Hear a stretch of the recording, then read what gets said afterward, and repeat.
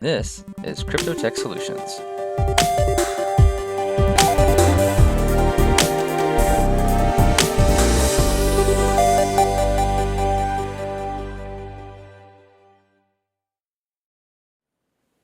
But before we get into today's video, let's hear a word from our sponsor, NordVPN.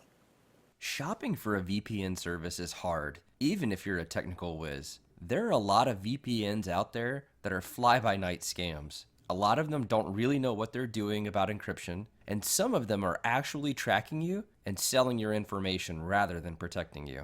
Not so with NordVPN. NordVPN is listed on privacytool.io's trusted VPN services and ranks very high on that privacy guy's VPN rating database. They have the very latest encryption. They offer loads of services like double hop VPN connections, where you're actually bounced through two different servers to help improve your privacy. And they never log any web traffic. And you can pay with Bitcoin, so you don't have to give them any personal information when you're setting up an account. I have personally used NordVPN for a while now, and I can attest to how fast the internet connection is and how easy it is to use. All right, welcome back to CryptoTech.Solutions, and this is the first video in my series of step-by-step tutorials on how to get back your digital privacy. Now, it's kind of hard to judge where you should start, but I think one of the best places to start is definitely using a password manager.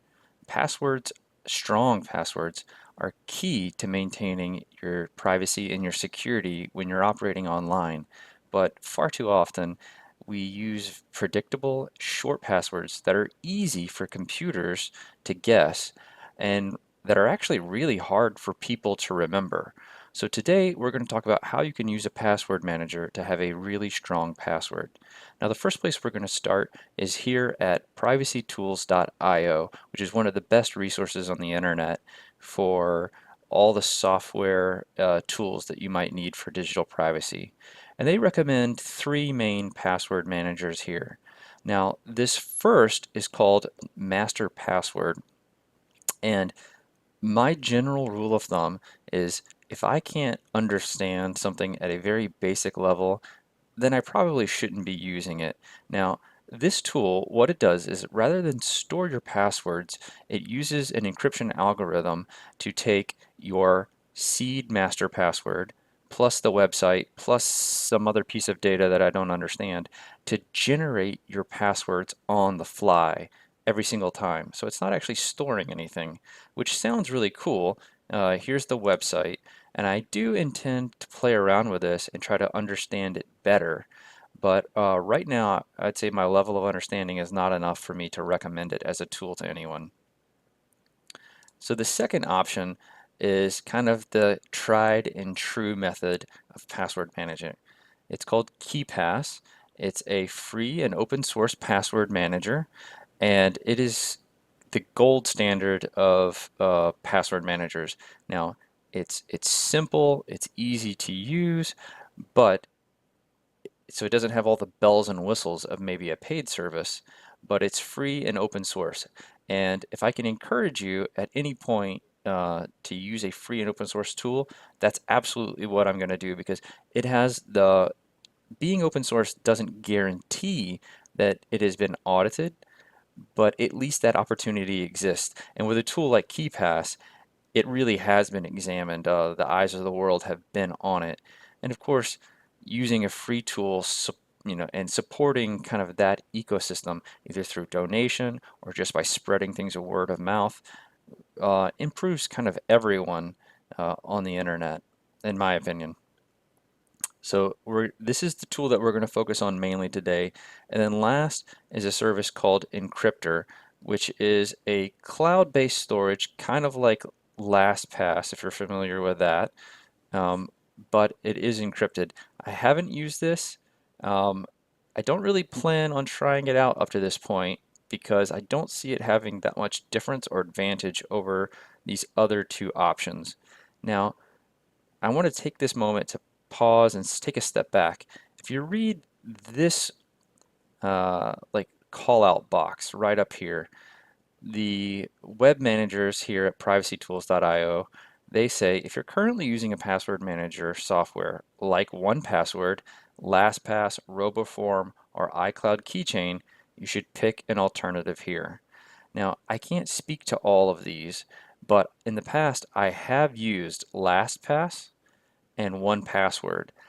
And so I want to say a couple of things.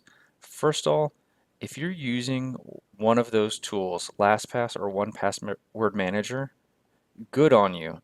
That is a good first start. It is far better to use a password manager tool that is not the most secure, but is still better than having no password manager at all, if that makes sense. If you're using very predictable passwords, you're using the same password on every website that you go to, that is a far worse state to be in than to use a password manager that has some vulnerabilities.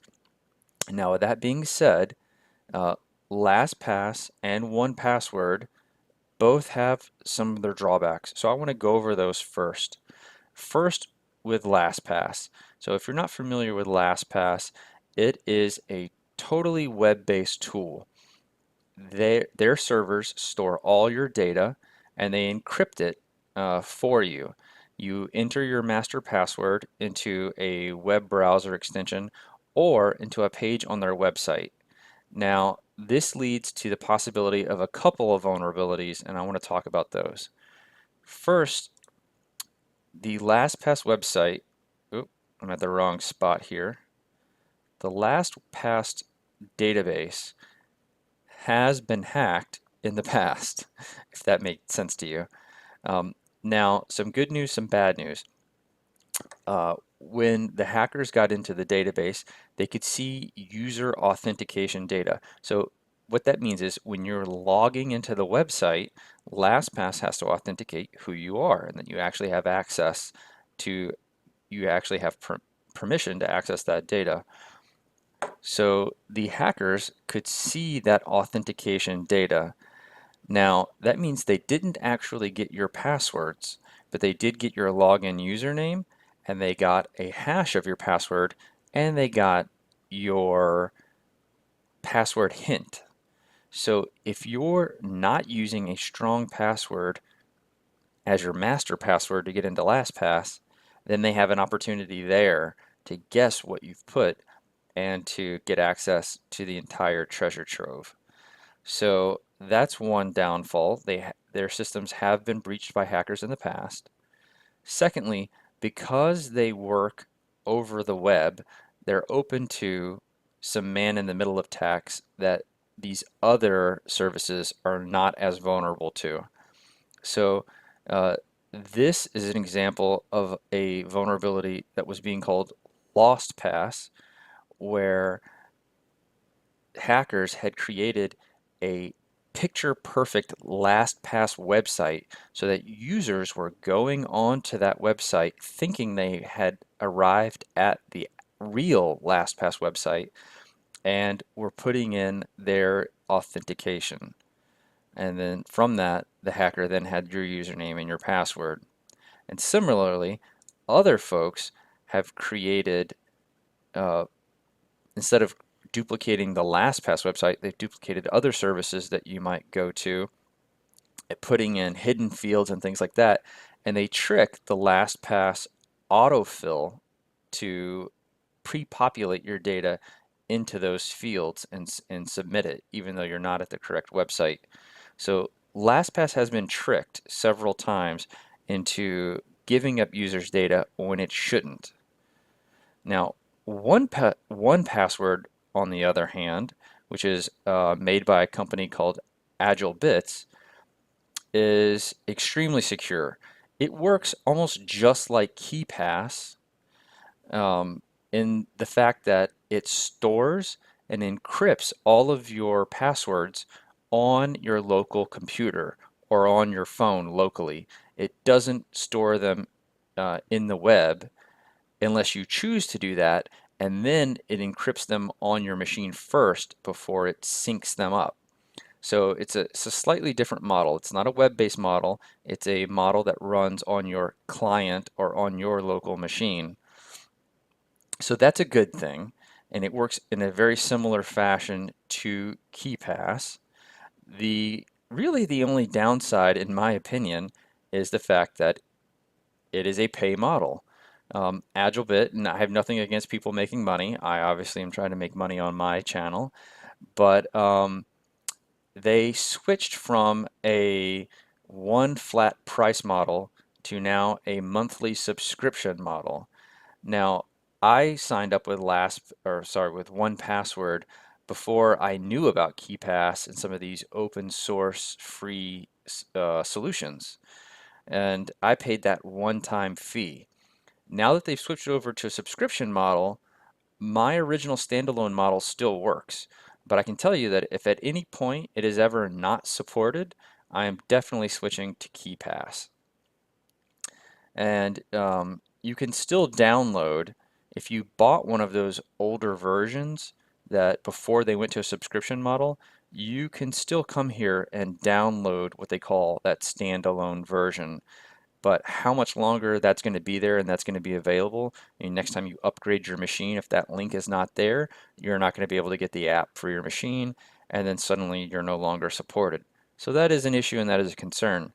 Now, why haven't I switched over to a free and open source version right now? Really? There's only one answer. I like using the Brave web browser, and I'm going to do a whole nother episode on web browsers and why you should ditch Chrome. Um, but I like using Brave, which is a variant of Chrome, but which is much more private and much more secure. And right now, 1Password is one of the few password managers that has an extension for Brave. Now, the Brave development team is working very hard to open up so that you can use many other Chrome extensions or even their own proprietary Brave extensions, but that's not there yet. So because I've already paid for it and because it works on the browser that I like, I'm going to keep using it. But in the meantime, let's go over how would you set up KeePass. So to do that, we're actually going to download the classic edition of KeePass for Windows. So we're going to come to the KeePass website. I got here from privacytools.io and I clicked on the download and it is almost already finished. So that was good. And then once it goes to our download folder, we're going to click Save. Then we're going to go to that folder and we're going to set it up.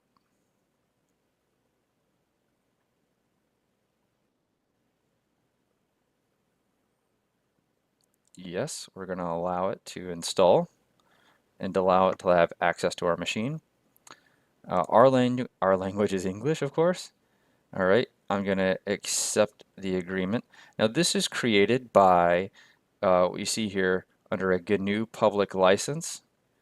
And that's, I'll do a whole nother episode on the GNU group and what a GNU public license is, but it's been certified by the Free Software Foundation. All right, so we're going to keep saving it. So it's going to create an associated KeePass file, and this is what the file extension for an encrypted KeePass database looks like. Let's see. Yep, we'll go ahead and create a desktop shortcut as well. All right, and install. All right, you can see that only took a second. And then we're going to visit this web page to see if there's any browser integrations. Now, unless I get surprised, I don't think that's available for Brave yet, but let's check it out. All right, automatic updates. I always recommend automatic updates. Let's see here, a whole bunch of extensions, but I'm going to guess not for Brave. So let's go ahead and just minimize that. So I always recommend automatic updates because one of the key vulnerabilities in privacy and security is when an exploit is discovered, the development team is going to patch it and they're going to push you the updates.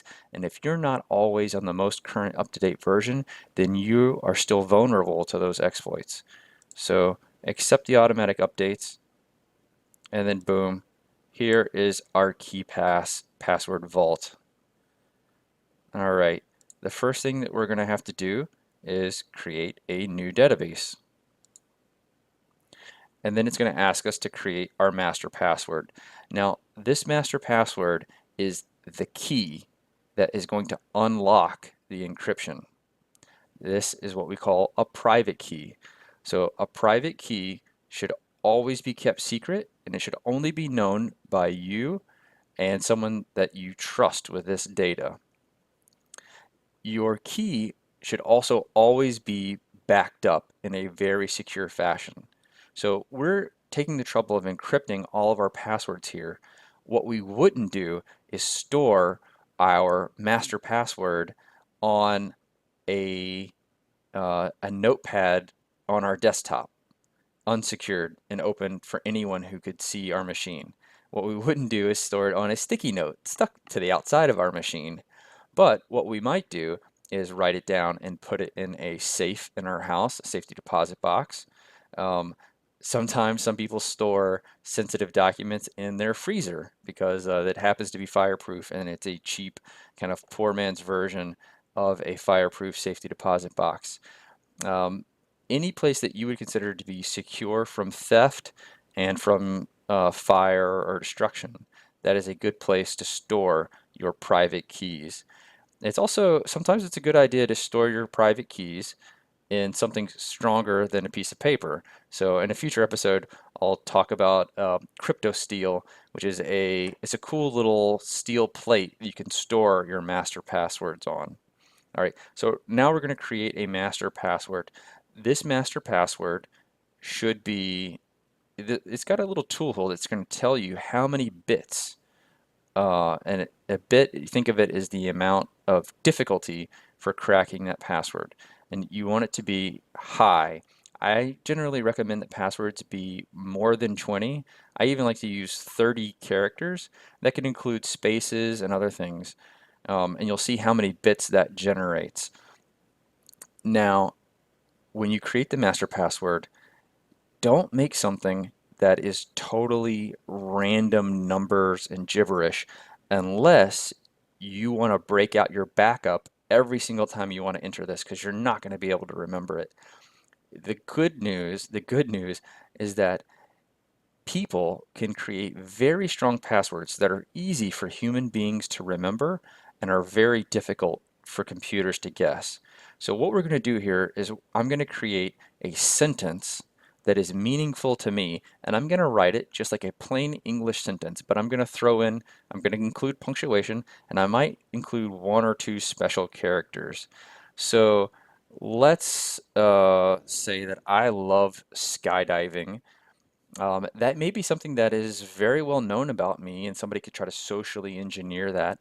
But I'm not going to just use like Skydiver 123 or something. I'm going to create a something that is socially relevant to me. So let's say I went skydiving for the first time in 2001. So that's going to be my password. I went skydiving for the first time in 2001, period. And you see, that's 44 characters. That is a 172-bit password. That is the strongest encryption you're going to get, and the most powerful computers to date would spend thousands of years trying to break this password. So that is an extremely strong password, and it's something that's easy for me to remember. I didn't do anything crazy or unusual there. It's just a sentence that's true about my life that I will remember. I went skydiving for the first time in 2001, period. Which is not true, by the way. I am terrified of skydiving. All right, so now I'm going to repeat it.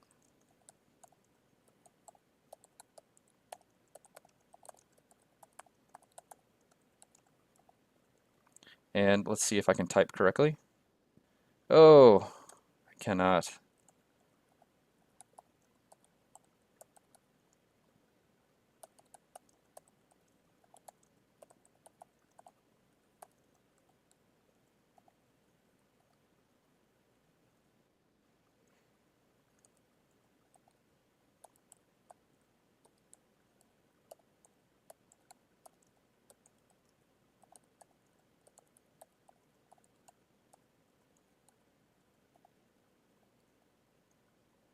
Finally, third time's a charm and I got it. All right, now that my database has been created and it's been created based on that master password, or I guess locked or encrypted on that master password, I can start adding my passwords to it. So I'm going to assume that you don't have any passwords up to this point. Because this is a newbie oriented video, I'm not going to talk about importing. If you've used previous passwords managers like 1Password, you can export those and import them into this, but we'll save that for another video on a different day. Today, we're just going to create our first password.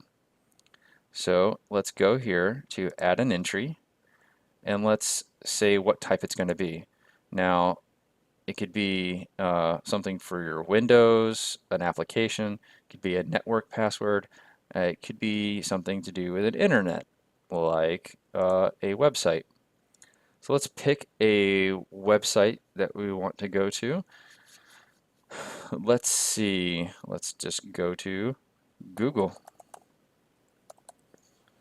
Let's create a brand new one. So let's go here and let's go to Google.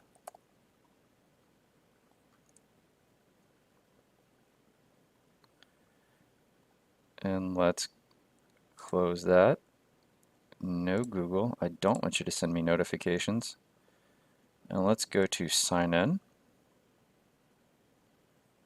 We're going to create an account. All right. Bob Smith.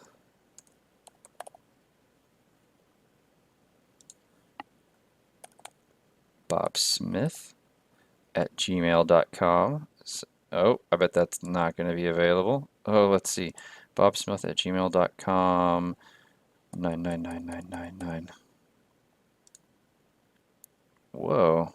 Okay. There we go. Now we're going to create a password. So let's go copy our password. Sorry, let's copy our username. There we go. And then let's generate a new random password. You see, it's already given us one here, but we're going to do an even longer one. So this is only 20 characters, and that's a really strong password, but you know, we could make it even stronger. Google will take more. So let's bump that up to 30. We're using uppercase, lowercase digits, but let's also include special characters and brackets, because Google will take it. All right, generate and accept. All right, so that's a pretty strong password. Let's go here. You can see what the password is, and we can copy it, Control C, and hit OK. All right, so that's saved now. We don't see it because we're still under General. Let's go to Internet. There it is. And you know what? I hit Control C to save to copy it, but you can also do this. This is the easiest way, right? You see, Control C. Let's just hit copy. It's been copied to our clipboard. It's important to remember that when these things get copied to your clipboard, that you do need to go back and clear your clipboard. Otherwise, your password is being stored insecurely on your clipboard. So I actually have I should do a little video on that, but I have a little shortcut here where you can have a command line prompt to clear your clipboard. Now that clipboard has been cleared, let's go back to Brave. And that's how you create a username and password. Now, we don't really need to finish this example, but just to show you that it works, let's say January 1st. Let's say Bob was born in 1979. Seems to be a man, but hey, I don't want to judge his gender or assume.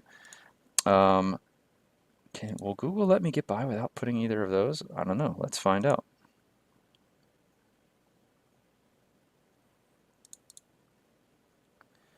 No, I don't want you to save this 1Password. So that's the benefit of having it in your browser. It automatically recognizes when I'm trying to create a new password. All right, I agree. Okay, so Google, now they're trying to prevent spam, so they're trying to make sure that I'm a real person. So they want me to give them their phone number.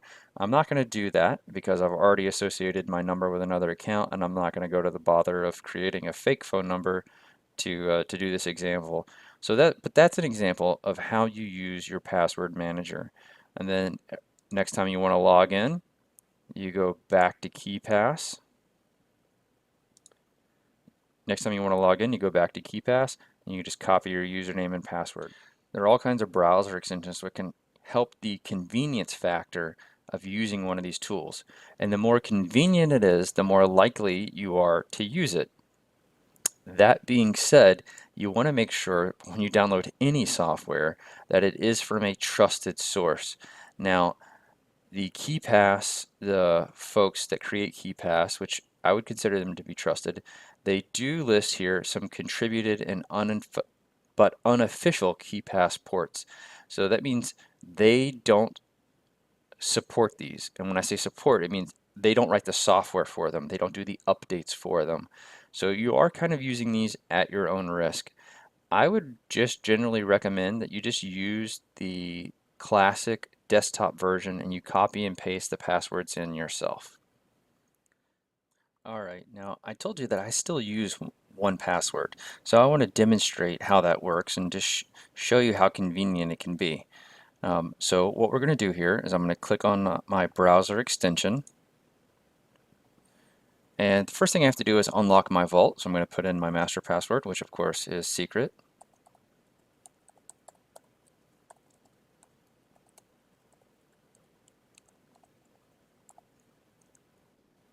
All right, so now that that's unlocked, I can search for every website that I've got stored here.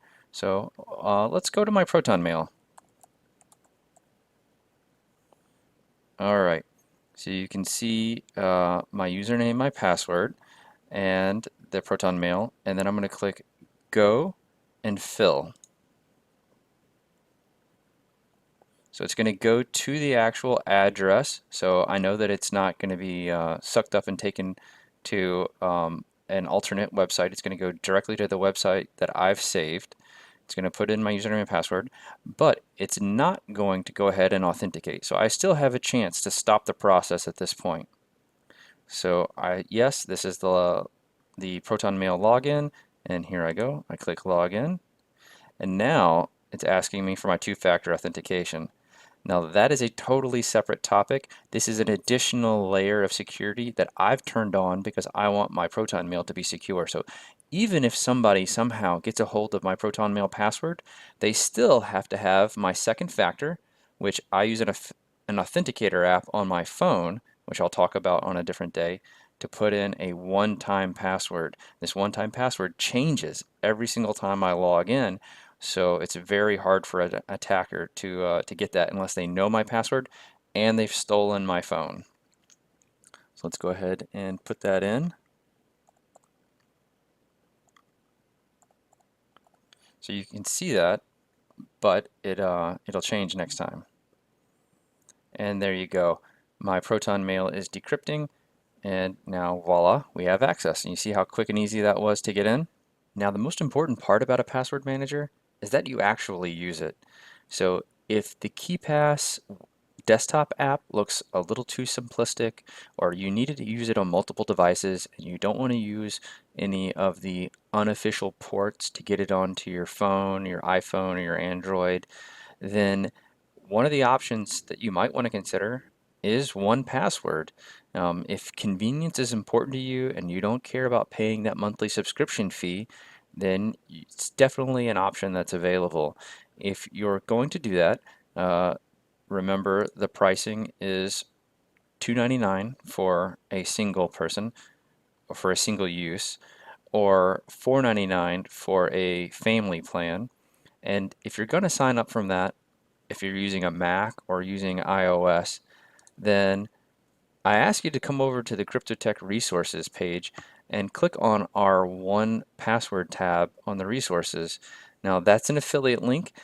It won't cost you anything extra, but it will help support the show. Thank you very much and have a great week.